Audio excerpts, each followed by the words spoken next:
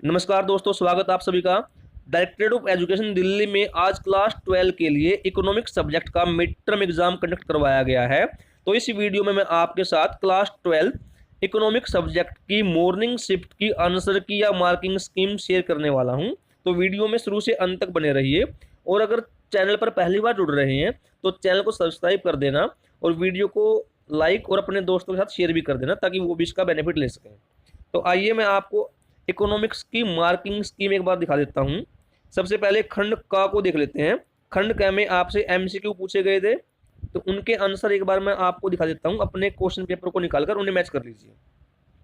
जो question number 1 उसका answer C, question number 2 D, question number 3 सी,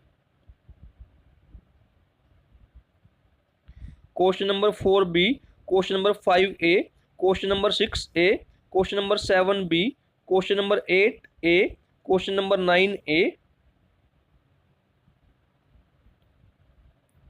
और क्वेश्चन नंबर 10 डी। अब उसके बाद बाकी प्रश्न डिस्क्रिप्टिव टाइप के हैं जिनके उत्तर आपको लिखने हैं। यहाँ क्वेश्चन नंबर 11 का आंसर आप देख सकते हैं और जो उसके ऑप्शन में क्वेश्चन दिया है उसका भी आंसर यहाँ डिटेल में दिया गया है। अगर आप इसका स्क्रीनशॉट लेकर सेव करना चाहे तो कर सकते हैं। मैं बारी बारी से आपको सभी प्रश्नों के उत्तर दिखा देता हूँ। यह क्वेश्चन नंबर 12 का आंसर दिया गया है। इस आंसर में जो बातें आपको दी गई हैं उसके अलावा भी आप कोई उचित उदाहरण देकर अपना उत्तर लिख सकते हैं। प्रश्न नंबर 13, इसका आंसर भी यहाँ दिया गया है। आप इसको अपने आंसर से मैच कर सकते हैं। इसी तरह क्वेश्चन नंबर 14, इसके दोनों पार्ट के आंसर यहाँ दिए गए हैं। अगर आप चाहें तो इनका स्क्रीनशॉट लेकर इन्हें नोट कर सकते हैं। प्रश्न नंबर 15, इसका भी आंसर डिटेल में निकाला गया है, फुल्ली सोल्व करके आपको दिखाया गया है। अगर आप चाहें तो इसको नोट कर सकते हैं। मैं दोबारा दिखा देता हूं। ये देखिए क्वेश्चन नंबर 16, क और ख दोनों पार्ट के आंसर यहाँ दिए गए हैं। आप अपने आंसर से इन्हें मैच कर सकते हैं क्योंकि आपके पेपर में इस मार्किंग स्कीम का प्रयोग करके ही आपको मार्क्स दिए जाएंगे। 16 के ऑप्शन में एक क्वेश्चन और दिया गया है जिसके भी दो पार्ट है, क और ख, जिनके उत्तर भी यहाँ डिटेल में दिए गए हैं। आप इनके आंसर भी नोट कर सकते हैं या स्क्रीनशॉट लेकर सेव कर सकते हैं।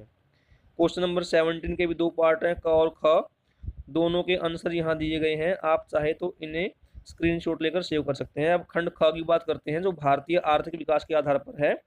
जो क्वेश्चन नंबर 18 है उसका आंसर ए दिया गया है। क्वेश्चन नंबर 19 का आंसर बी, 20 का आंसर डी, 21 का आंसर सी,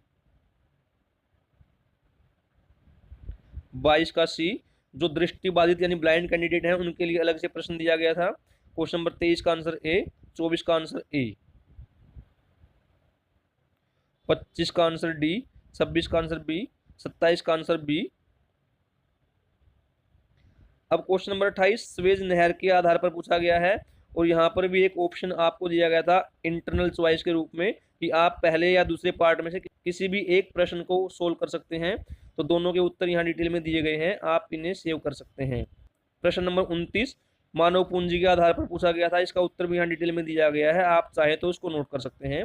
क्वेश्चन नंबर 30 जिसके दो पार्ट हैं, क और ख, दोनों के उत्तर डिटेल में दिए गए हैं। क्वेश्चन नंबर 31, यहाँ पर भी दो पार्ट हैं, क और ख। इसके ऑप्शन में एक क्वेश्चन आपसे पूछा गया है।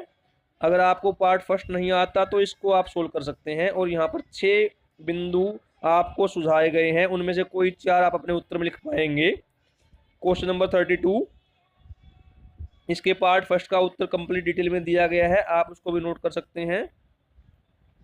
क्वेश्चन नंबर 32 का सेकंड पार्ट, यह भी बिल्कुल डिटेल में दिया हुआ है। इनमें से कोई भी 2 पॉइंट आपको अपने उत्तर में लिखने होते हैं। क्वेश्चन नंबर 33 का क और ख पार्ट, दोनों के आंसर डिटेल में दिए गए हैं, आप अपने आंसर से इन्हें मैच कर सकते हैं। क्वेश्चन नंबर 34 के भी दोनों पार्ट के आंसर डिटेल में दिए गए हैं, कोई भी क्वेश्चन इसमें छोड़ा नहीं गया है आपके लिए, सबके आंसर इस मार्किंग स्कीम में दिए हुए हैं। इस क्वेश्चन के ऑप्शन में भी एक प्रश्न और दिया गया है, अगर आपको पहला पार्ट नहीं आता तो आप दूसरा पार्ट सोल्व कर सकते हैं, जिसका उत्तर आप यहाँ देख सकते हैं। तो यह कंप्लीट मार्किंग स्कीम है आपकी।